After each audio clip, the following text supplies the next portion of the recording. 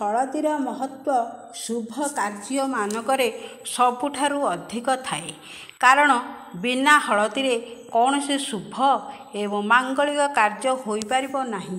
हलदी एक तांत्रिक बड़ जड़ मध्य कारण यह नकारात्मक शक्ति को दूरे देई थाए।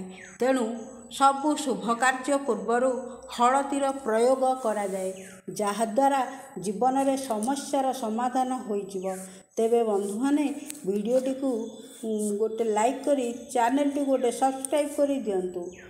हलदी उपरे देवगुरु बृहस्पति सीधा सड़क आधिपत्य अच्छी तेणु गुरुंक खराब प्रभाव को शेष करने हलदीर प्रयोग होता है।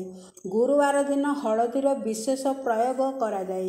गुरु ज्ञान संतान धन सुख दीर्घ दूर यात्रा महिला विवाहर कारक होता। तेणु जदि हलदीर प्रयोग करा जाए तेबे 7 प्रकार समस्या दूर हो जाए। हलदी जेतिकी स्वास्थ्य पाई भल सेतिकी धर्म कार्य पाई मध्य जरूरी अटे। छोट पिलामानकु हलदी टीका लगा जाए कारण यह खराब नजररू रक्षा करिथाए बाहर बाधा ठारू बंचाई थाए। तेणु हलदीर संबंध बृहस्पति सहित रही। हलदीर प्रयोग कले जीवन में सफलता मध्य मिली थाए। तेणु प्रत्येक गुरुवार पूजा करने समय बेकरे हाथरे किंबा मस्तकरे हलदी लगांतु।